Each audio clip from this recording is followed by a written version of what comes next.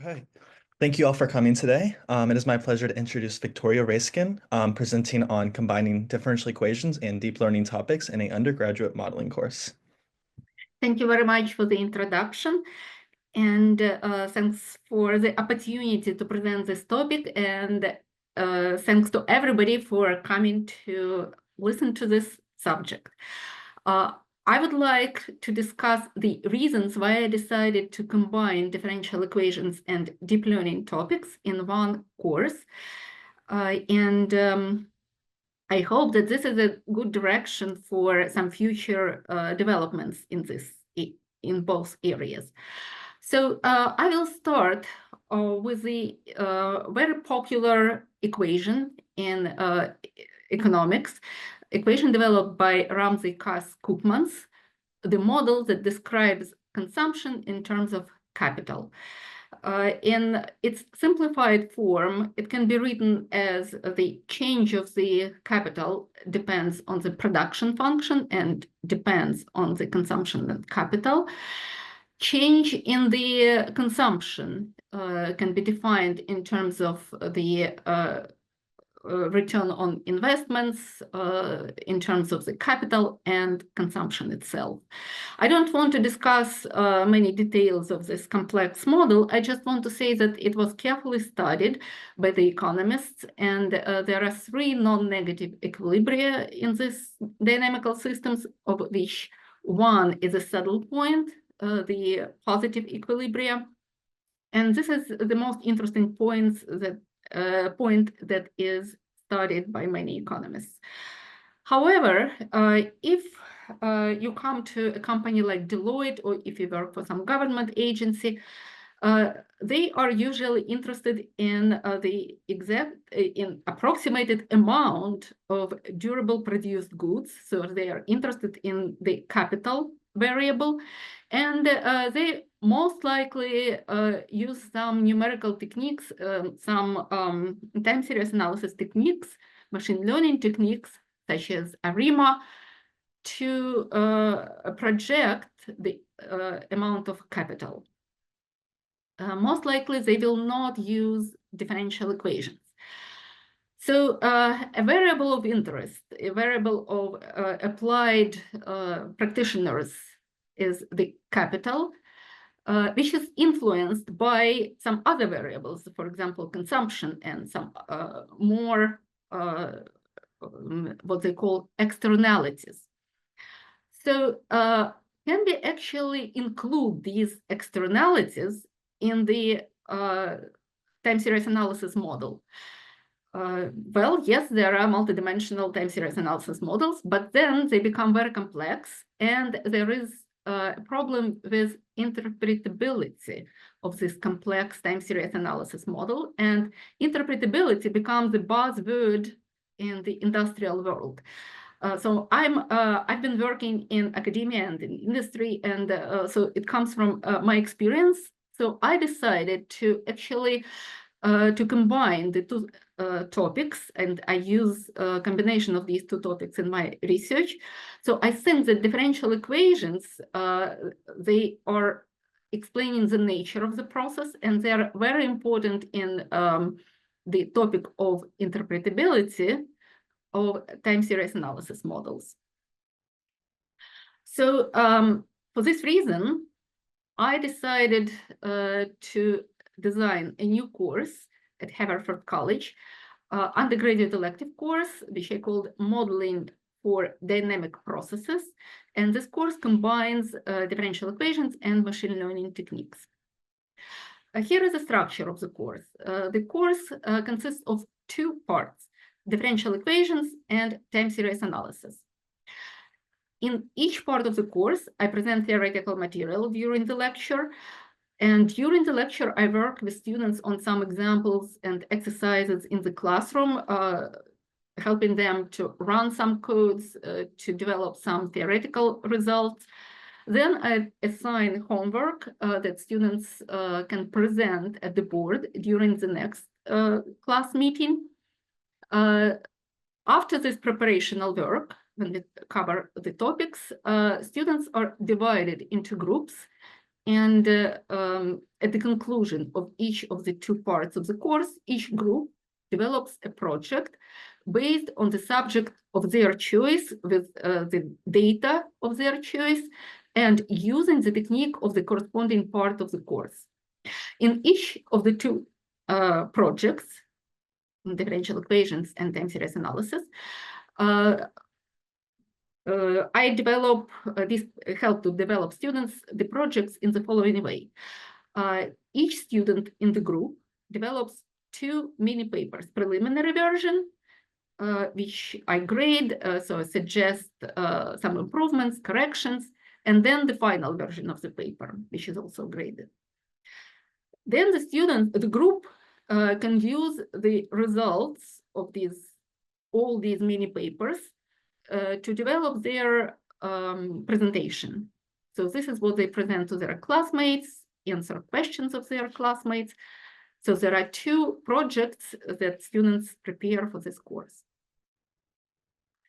Here is what the first and the second parts of the course are.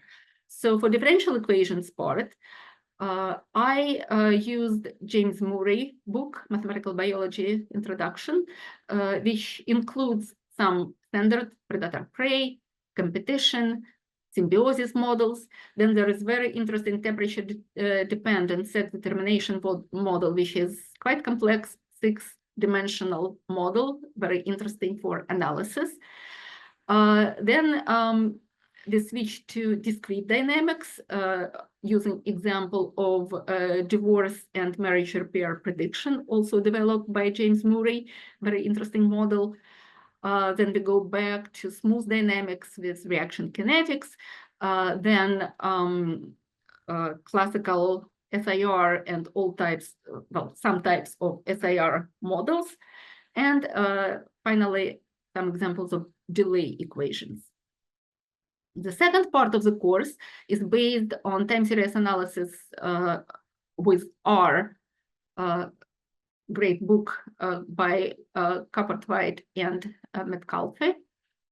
So in this part, we use R language. In the previous part, I forgot to say, we use MATLAB for differential equations.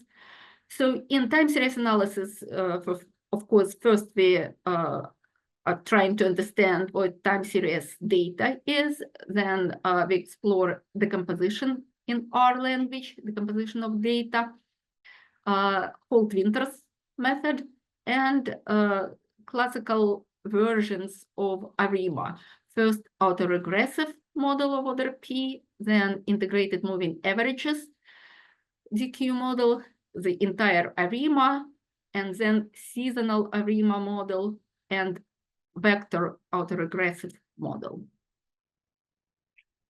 So I think it's very important to introduce time series analysis in mathematical departments because mathematical foundations of this subject are very important and sometimes are missed in the industrial world.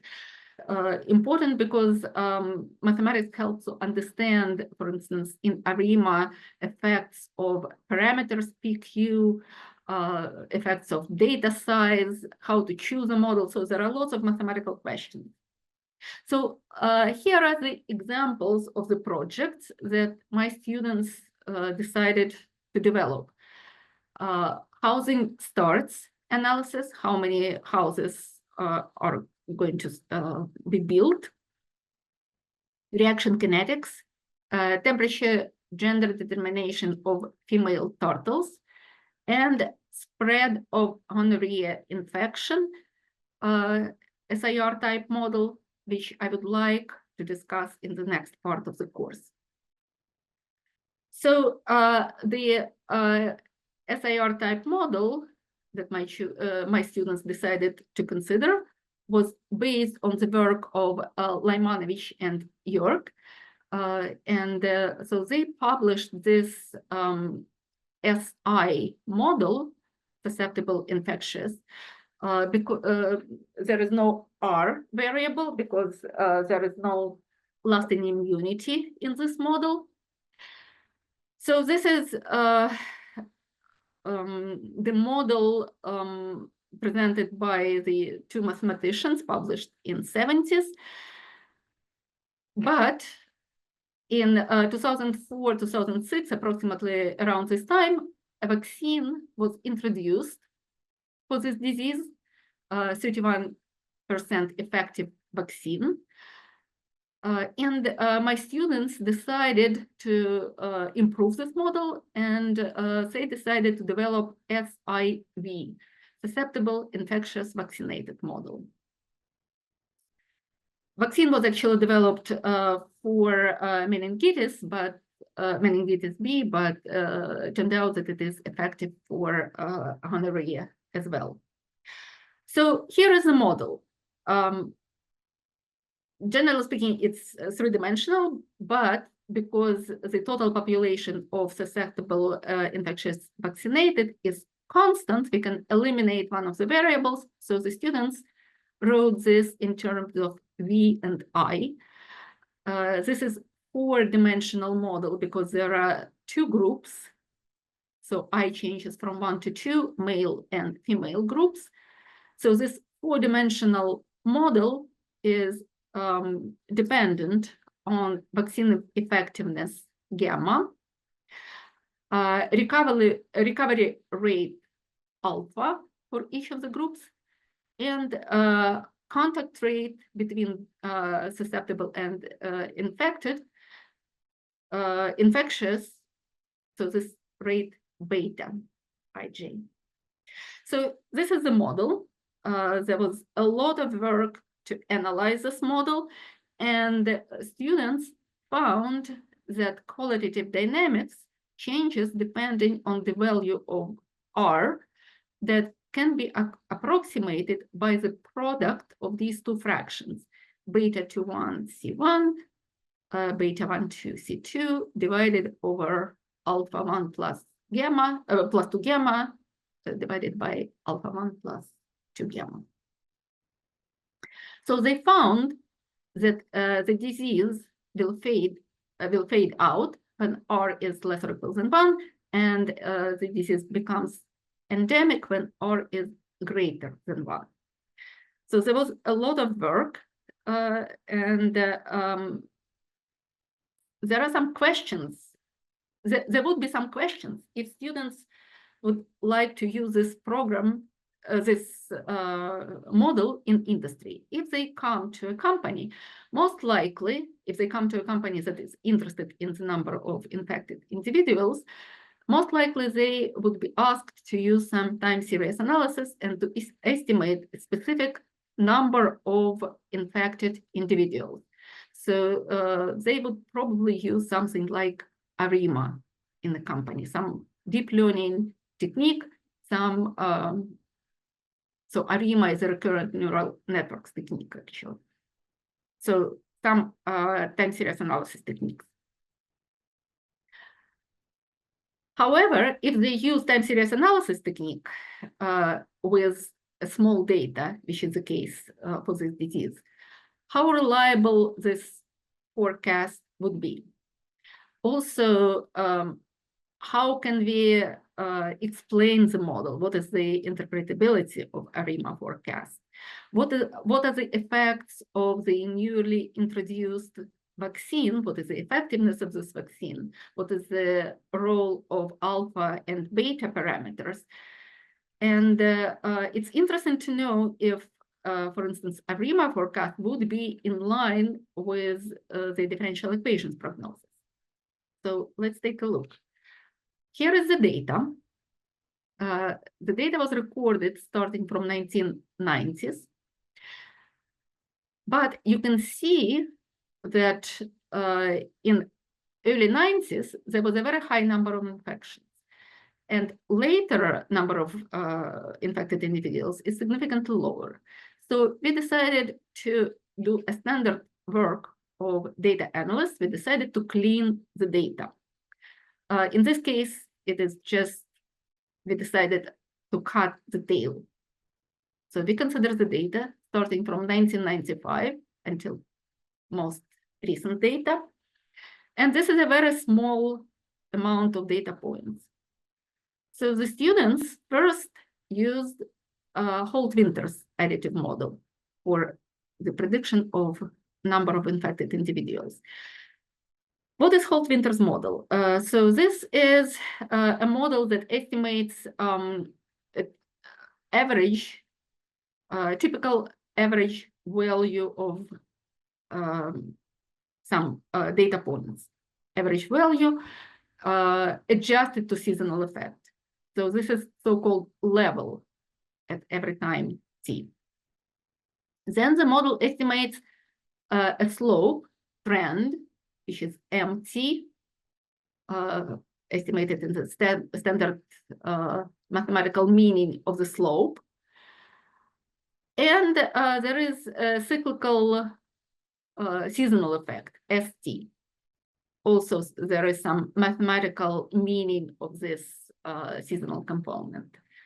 Then the estimated number of infected individuals is the sum of the average value. So if we want to predict it with lag h, so h times moving h steps forward. So it will be LT plus the slope times h, time moving forward, plus the seasonal effect. So this is standard Holt-Winters model, which is in fact discrete dynamical system. However, with a small amount of data, students were unable to obtain a good fit, which is understandable. So it's not sufficient data points. Then we decided to use ARIMA. And there was a very good fit in ARIMA 200, basically autoregressive model of order 2. So this is the model that the students developed, order 2 autoregressive. And here is the prediction of this model. There was a very good fit, so very good distribution of errors, skipping a lot of hard work of this group of students. I just want to show that there was a good fit with a good prediction and relatively small interval of prediction, 95% accuracy prediction interval, 5 years ahead. So this forecast actually shows what our differential equations model probably would predict.